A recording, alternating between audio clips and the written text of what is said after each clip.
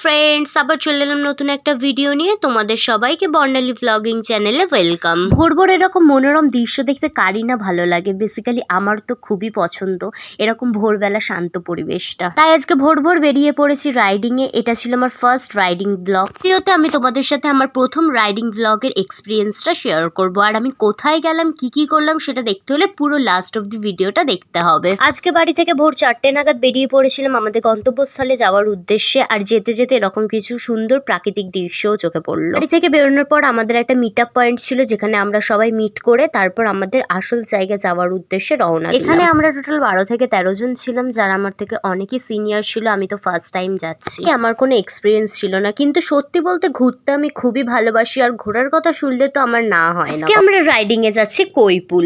জায়গাটা খুবই সুন্দর, একটা গ্রাম্য পরিবেশ। যদি এরকম একটা সুন্দর বিকেল উপভোগ করতে চাও তাহলে এখানে গিয়ে ভিজিট করতে পারো। আর যদি নামটা তুমি ফার্স্ট টাইম শুনে থাকো তাহলে গুগলে গিয়ে একবার সার্চ করে দেখে নিতে পারো।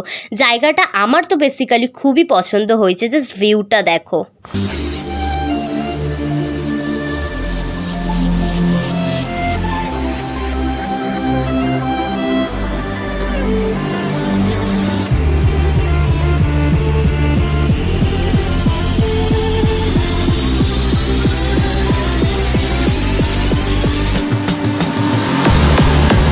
সকাল সকালে এরকম সুন্দর গ্রাম্য পরিবেশে আসতে কারই না ভালো লাগে। চারিদিকে কি সুন্দর সবুজ গাছপালা, আর মাঠে এরকম অনেক কাশফুল ফুটেছিল।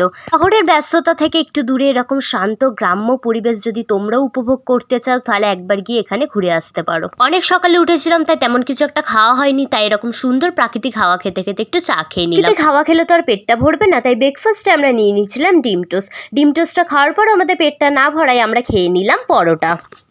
আমাদের রাস্তায় সময় লেগেছিল 1 থেকে 1.5 ঘন্টার মতো। কাছাকাছি যদি এরকম সুন্দর এক প্রাকৃতিক দৃশ্য তোমরা উপভোগ করতে চাও তাহলে এখানে একবার ঘুরে আসতে পারো।